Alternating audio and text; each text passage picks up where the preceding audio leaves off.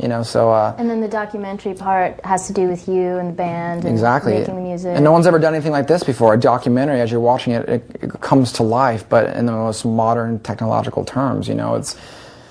Kids will feel like they're watching Star Wars or something, you know, and then at the same time, there's a real story that's happening, so it's going to be really cool. And that's how we premiered the band to the world, was with this trailer for the movie. Right. And I don't know if you've seen that or not, but that's kind of the beginning of it.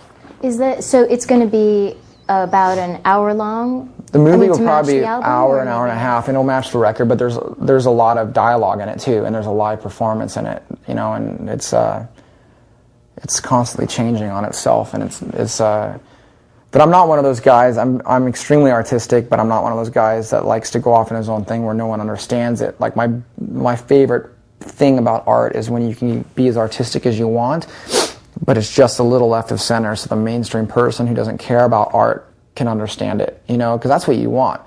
Like, I think the greatest idea is to grab somebody that doesn't give a shit about art and then take them on a little journey. Now you got their attention, what are you going to do with it?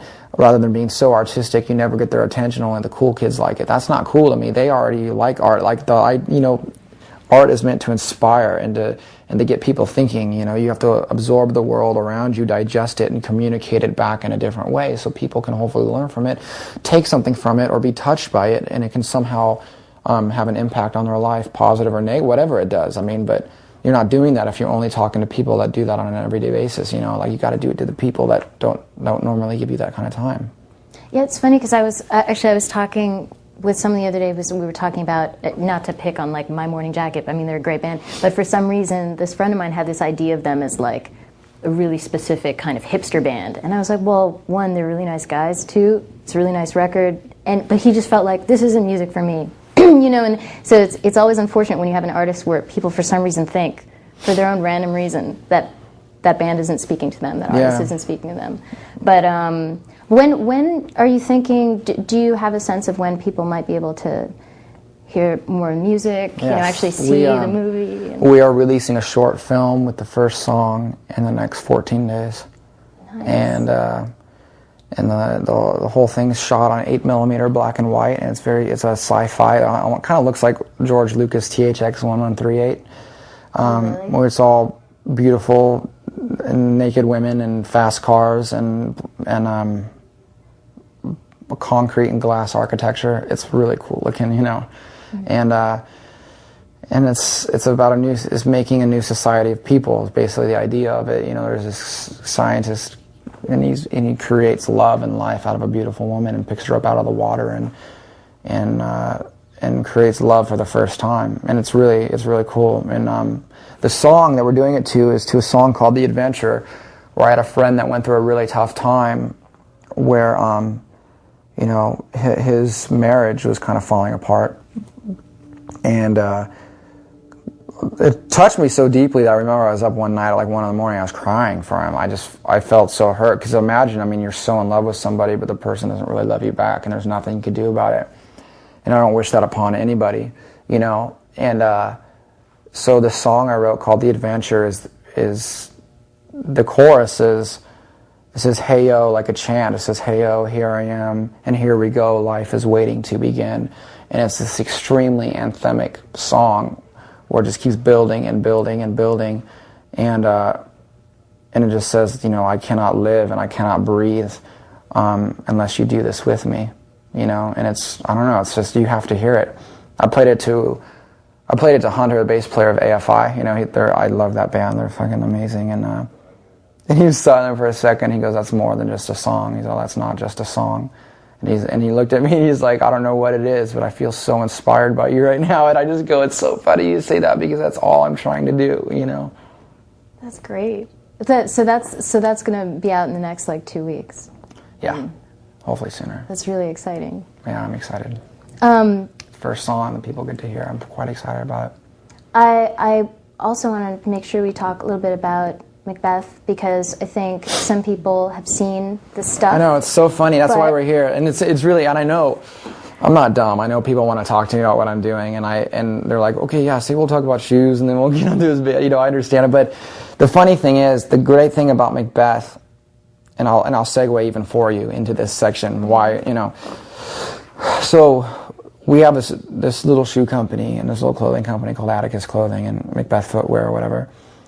But what we're trying to do with it is something that's never been done before in rock and roll music. Because at a time where rock and roll stations are closing, rock and roll CDs aren't being bought, rock and roll labels are going under, we are building a company that's based on rock and roll where a band can walk through our door and everything is there, from management, business management, multi-million-dollar advertisement buys through our apparel lines and whatever, music distribution, and streaming concerts and advanced ticket sales and pre-orders of the album. All these different things, they can all happen as they walk into our building. And that's what the idea is with our clothing companies, you know. And it wasn't a surprise to a lot of clothing companies when Blink was young. We had to have been the first band that was sponsored by a clothing company, Billabong, the surf company. And everyone would go, what do you guys always wear Billabong for? Well, they kind of sponsor us. And they're like, sponsor you? What band is sponsored by a clothing company? Now it happens everywhere. So, yeah, now it's everywhere, but I swear to God, we were the first ones. And then Billabong, the owner of Billabong came over and reabsorbed Billabong in the States, and the owner started Hurley.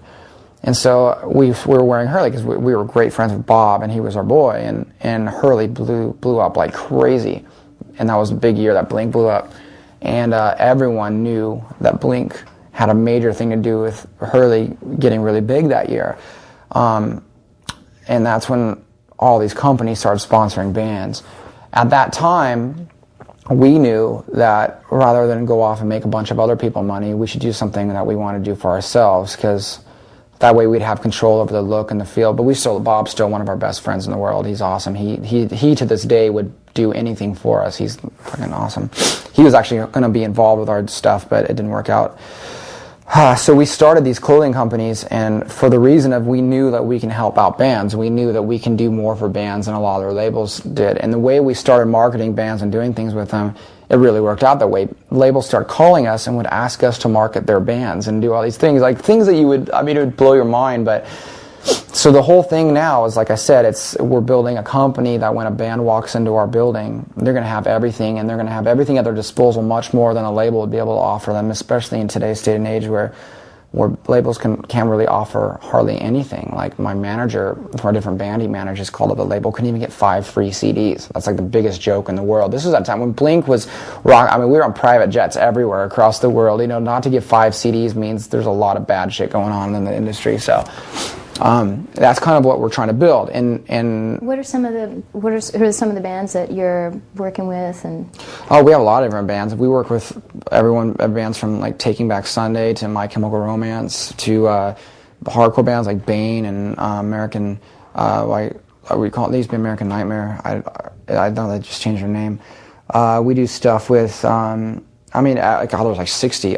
We mostly were in the punk rock kind of emo scene, and we started branching out and doing a lot of cool DJ stuff, DJ Shadow and all these different things. And I think that after this year, when everyone sees what we're doing and how we've really figured out who we are or whatever, I think that you'll start to see the stuff on the likes of really large bands, and because we do a lot of really cool fashionable pieces. Cause back in the 60s, you had this culture of mods, you know, in England, right around the little Vespas, and which was mods was short for this modern culture absorbing a modern world. They were all about high fashion and coffee shops and anything modern, architecture, whatever. And it was funny, after I learned about that, I was like, well, fuck, that's who I feel like. You know, I always thought the mods were cool, and I was very into the idea of it. You know, as a little punker kid, you always, you look up to your peers or your ancestors, I guess, you know. Mm-hmm.